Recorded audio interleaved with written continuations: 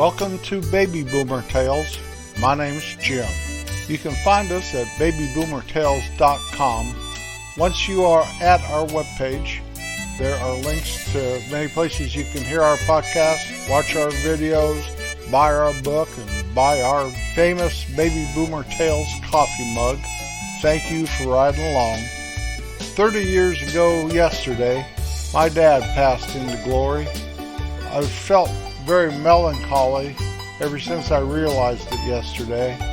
I try to acknowledge his birthday and his passing, same way with my mother, every year. On his birthday, I wear a pair of socks that were his. Socks all of us boys always made fun of him wearing. We called them his silky socks, and I'm here to tell you right now they are not comfortable. But he wore them every day, same type of sock every day, same color I think, brown. So I nabbed myself a pair 30 years ago. I've worn them 30 times. Miss you, Dad. Miss you very much. I have a tribute I did to him a couple years ago called Painter.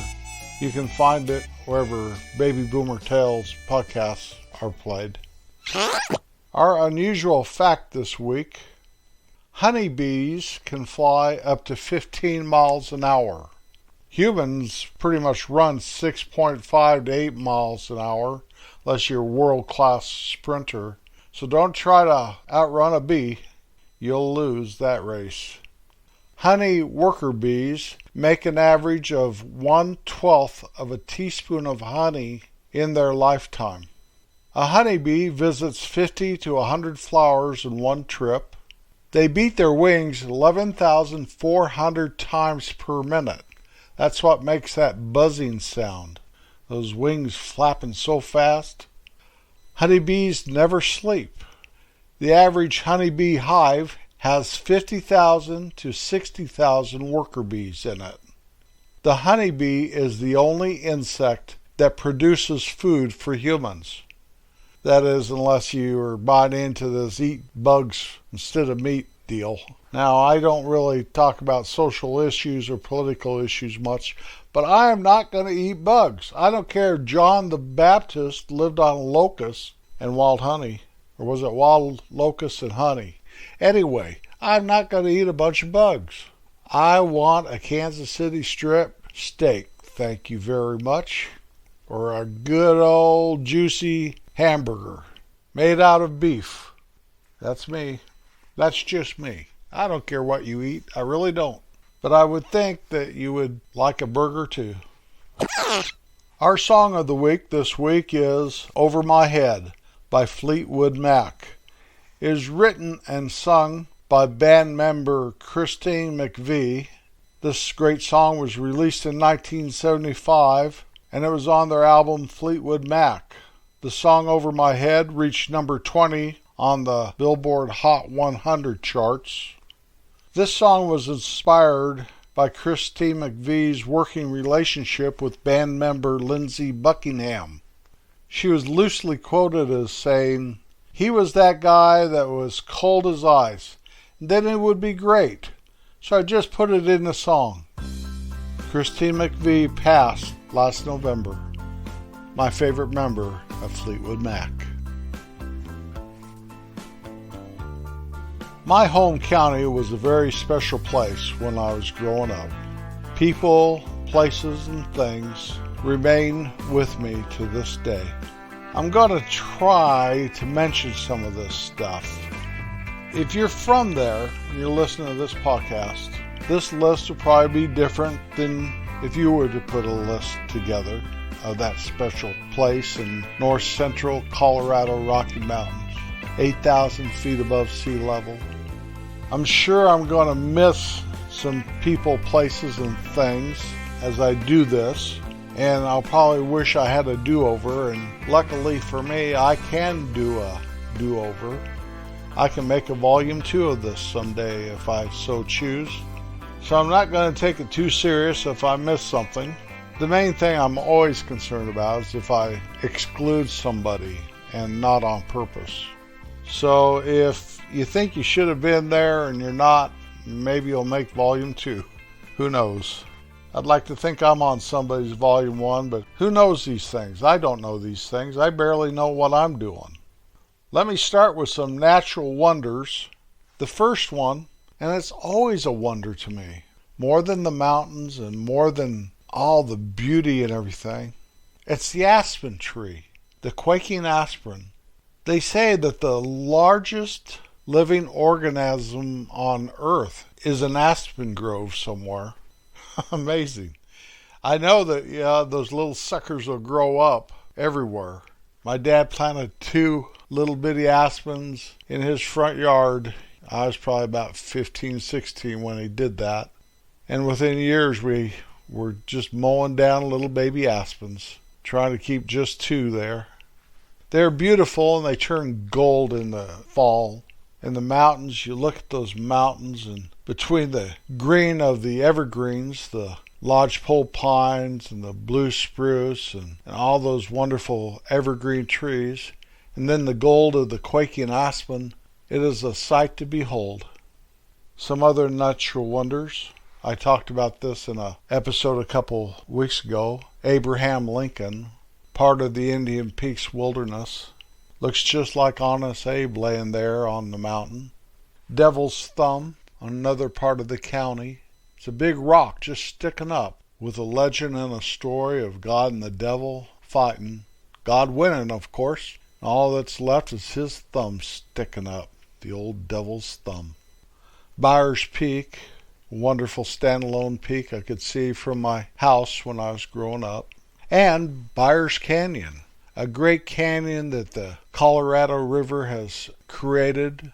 There's a highway that runs through it and a railroad that runs down there by the river down below. Beautiful canyon.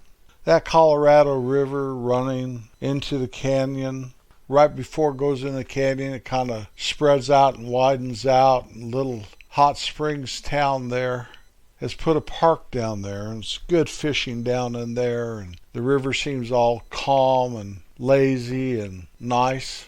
And then it enters that canyon, and there's rapids, and the water's moving very fast.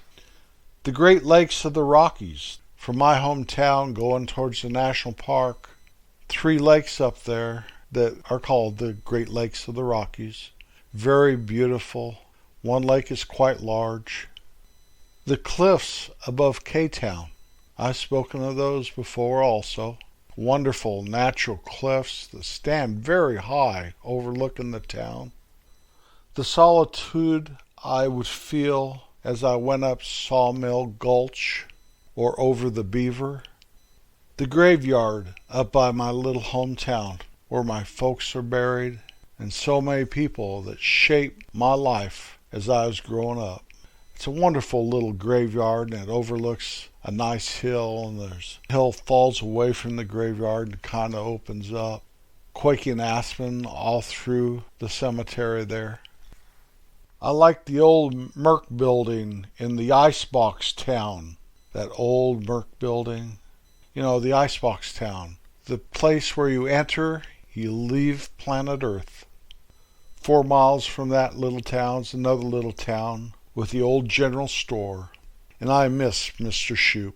He was a friend of mine. I'm saddened as I go over Red Dirt Hill and think of all those who lost their lives on that road. As I get off Red Dirt Hill and I'm chugging on towards my little hometown, going north, I remember the haystacks at Bud and Helen's ranch. Loose hay and huge, tremendously huge stacks of hay. When I enter my hometown, there's some buildings there that are definitely the best of my county. One of them's my dad's old store building that's now a nice shop that local artists can put their wares in. It's got my stamp of approval on it. 2 doors down, the Trading Post building, whatever it's called today. The old hardware store, kind of across the street from my dad's old store building. The old hardware store with its wooden floors and its basement and the office that overlooks the whole store. I also miss the old high school that's a grade school now, I do believe. But that old high school, the gymnasium there housed the state championship basketball team of 1963. What a team that was. The whole community would pack that gymnasium for home games. It was really quite amazing. And pretty loud.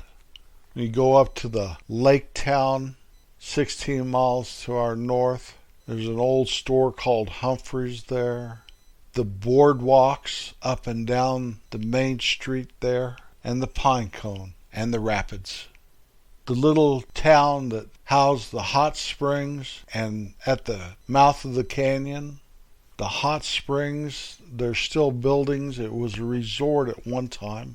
And the old indoor pool still stands, even though it is not operational. They put an outdoor pool there. And the old school that's now a museum. But I went to school there, and my mother graduated from high school there. K-Town had the hospital and the fairgrounds and the Statue of Liberty.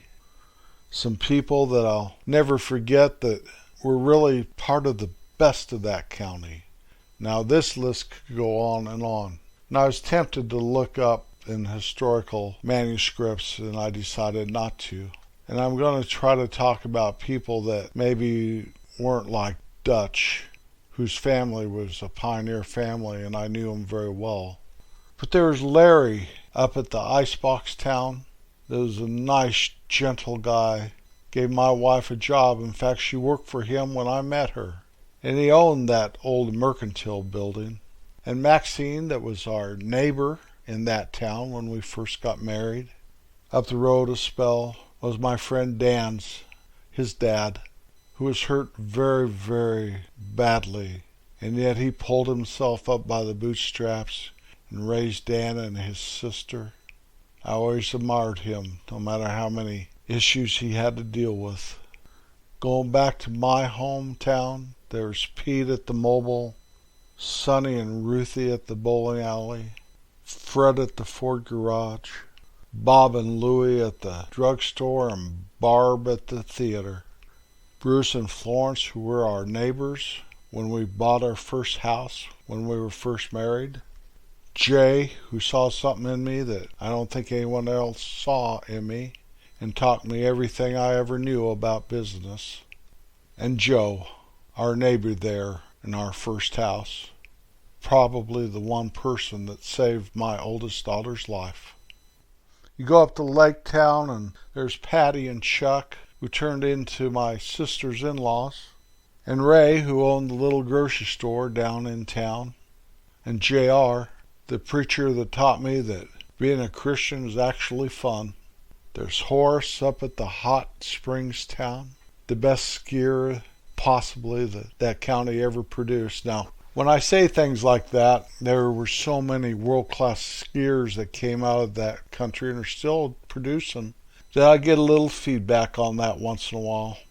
That's okay. This is only my opinion. And up at K-Town, this guy had to be the most famous guy ever, and that's old Doc. There's many more people, many more places, and many more things. And I just named a few that are in my Hall of Fame. Always be kind. You'll be glad you were. I'll be back next Wednesday. Peace out. What you doing, Homer? Jerry, I have made a new invention. What's that, Homer? I've got this Polaroid camera right here, you know, the one that we rent out. And watch this.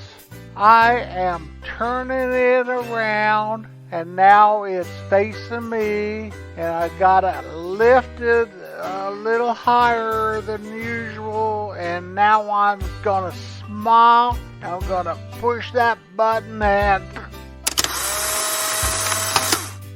woo, doggies. Now wait a minute. Wait for it. Look at Jerry, look at the picture's coming.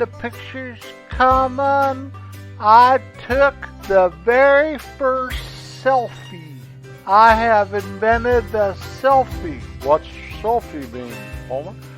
I took a picture of myself. Let me try that, Homer.